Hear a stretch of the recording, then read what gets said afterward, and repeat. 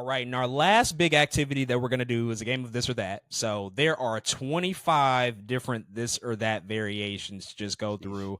Again, lightning round, really quick responses. First gut reaction that comes to mind. I'll ask you, and you can give your reactions. If I agree with something, I probably won't really say much. I'll just move on to the next one. But if I have a different answer, then I will provide that as well. So you ready for this or that?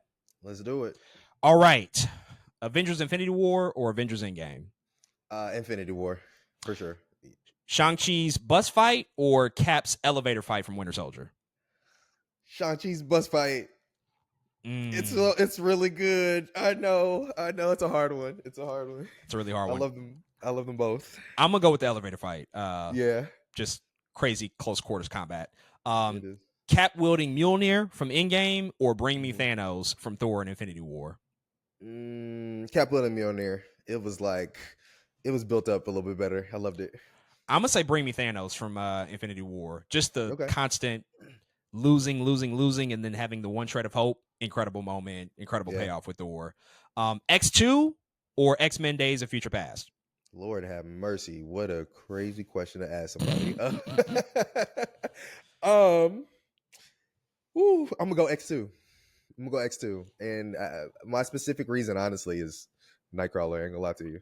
Yeah, it's a good pick. Yeah. I'm gonna say Days of Future Past because that's still the best send off to those characters that we've got. Yeah. So that's the one I'm gonna pick. Next one, the Galactus Cloud from Rise of the Silver Surfer or Sealed Mouth Deadpool from Wolverine Origins? What the hell is this question, bro? Come on, man, gotta pick. Which one?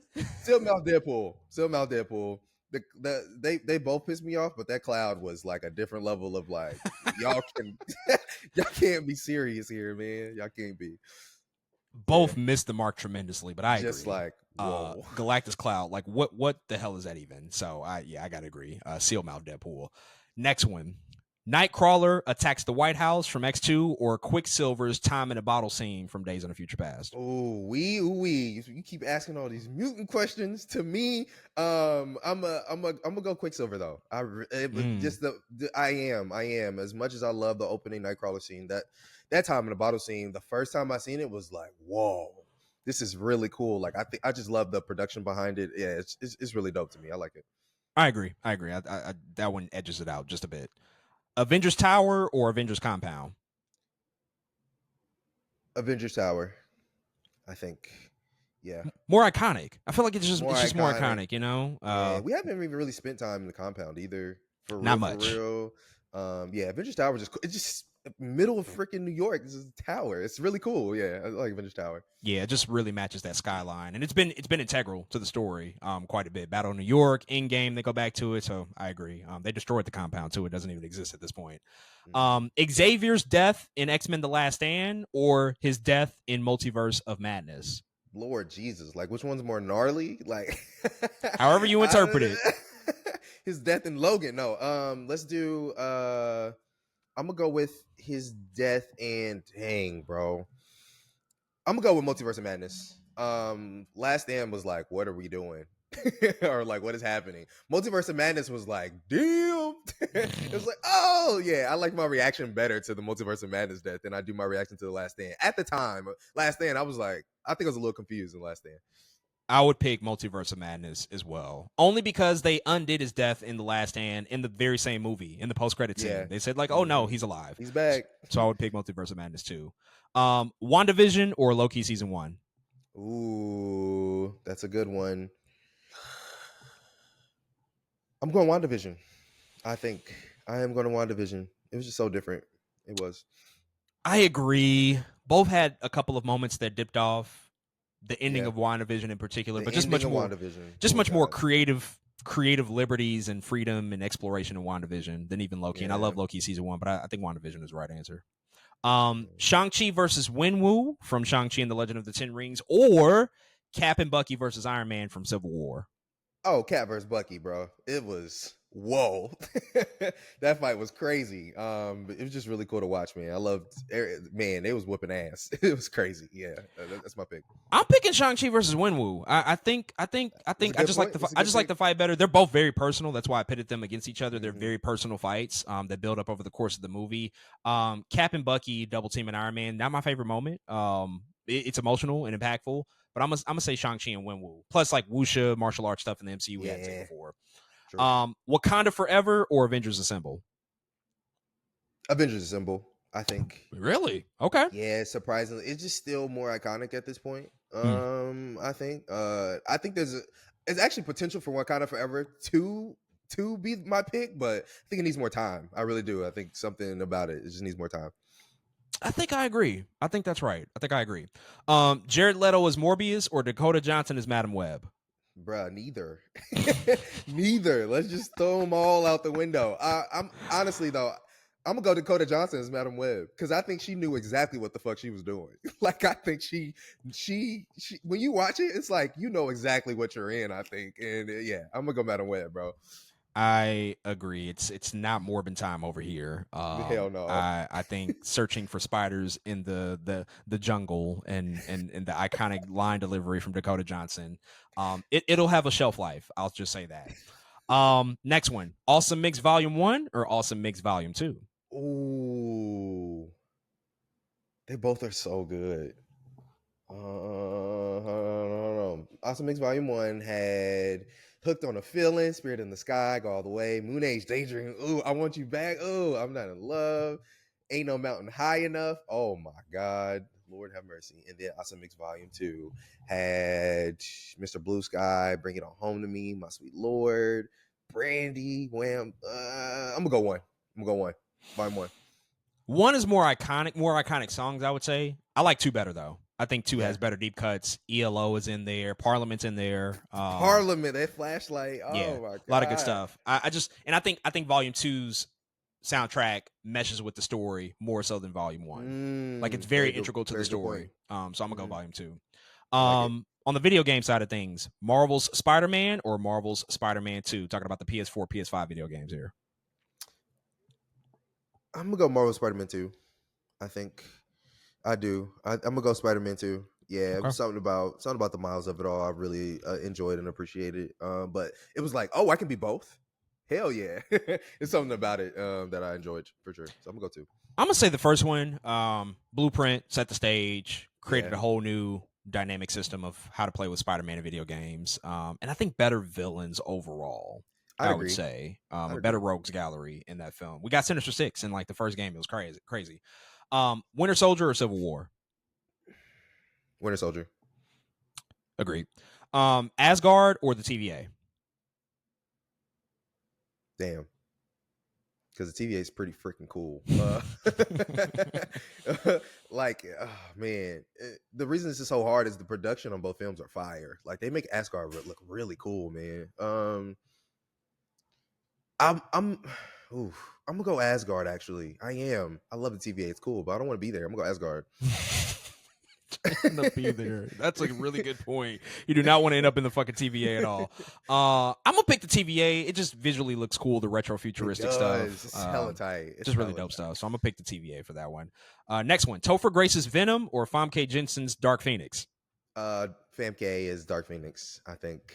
I Really? yeah, I think so, man. That's fair. I That's think fair. so.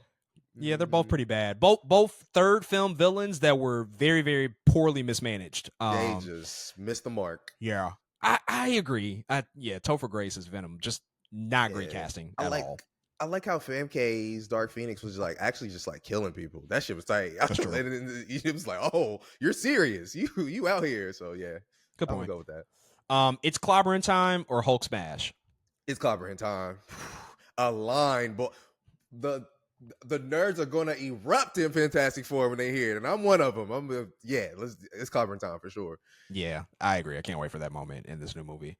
Ian McKellen's Magneto lifting the Golden Gate Bridge from The Last Stand, or Michael Mhm. Fassbender's Magneto lifting the stadium in Days of Future Past. Oh, those are both fire.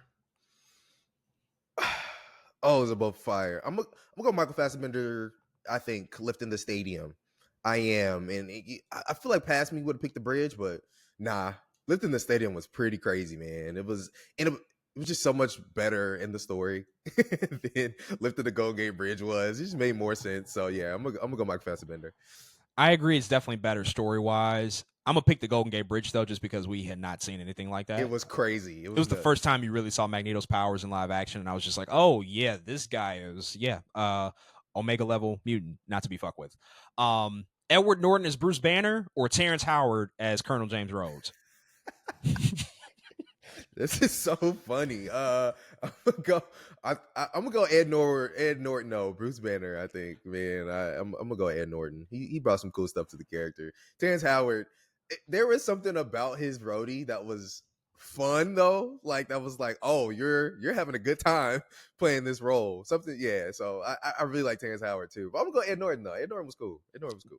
We did lose a little bit of that fun and that edge from Terrence Howard Yeah, when he got Don Cheadle recasted. didn't necessarily like bring that like Yeah, he's a I don't different type know. of actor. Different Yeah, type of actor. Yeah, Terrence Howard he was having a good time.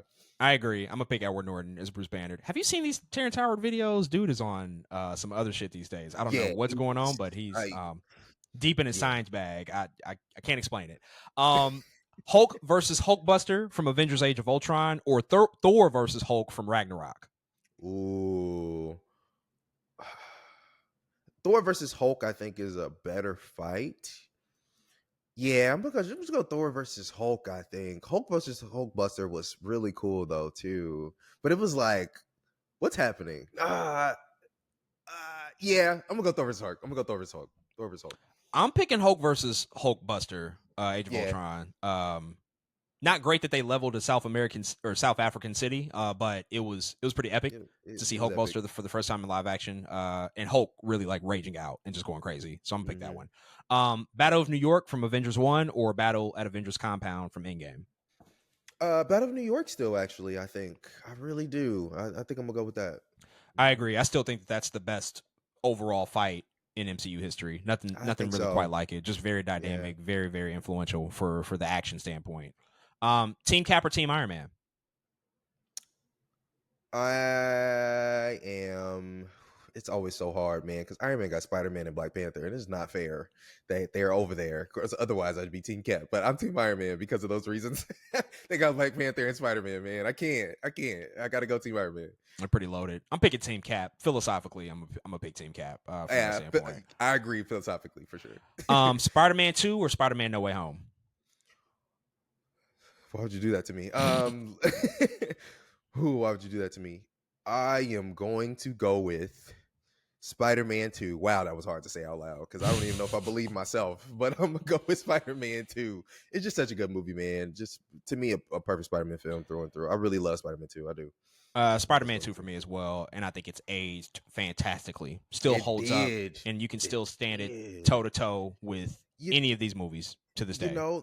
there's something about those Sam Raimi Spider-Man movies that like it's just a feeling of Spider-Man we haven't recreated. I actually think they're about to try to do Yeah, now. Like they haven't had the opportunity. I think Brand New Day is like, okay, let's get back to that kind of thing. But yeah, there's something they haven't recreated with Peter Parker as a character in those movies that yeah, that they were doing. So yeah, Spider-Man 2.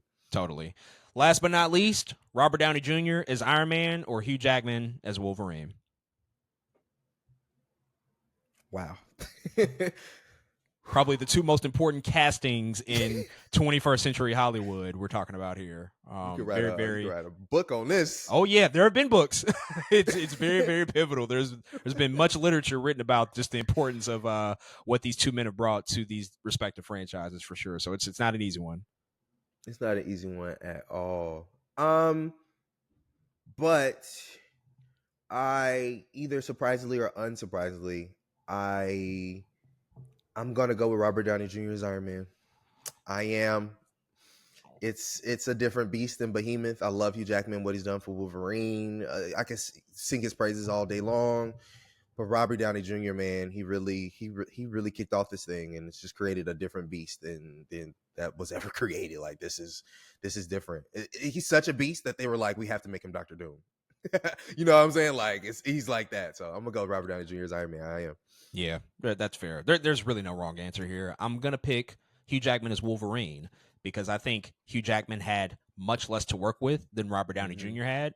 Robert Downey Jr. has always kind of had a great machine behind him, Yeah. especially after Iron Man 1 did so successfully. He Mm-hmm. was almost bulletproof at that point, like Avengers and Civil War and Endgame. Like when you think about these movies, like they had everything behind them. Hugh Yeah. Jackman has had to bob and weave so fucking much throughout these movies and make something out of nothing, make chicken Yeah. salad out of chicken shit. Mm-hmm. You know, and it almost didn't make it out. You know, when you think about Last Stand, that could have been the end. When you think about Wolverine Origins, that could have been the end. When you think about Logan, that could have been the end. But he has persevered for 25 years, and so he's done it for longer than RDJ. And I think he's done it somewhat more successfully just because he's been able to persevere through much, much greater circumstances, as opposed to Robert Downey Jr., who Well, had a lot more to work with I like from that. an infrastructure standpoint, also just characters that he had to act against as well. But there really is no wrong answer.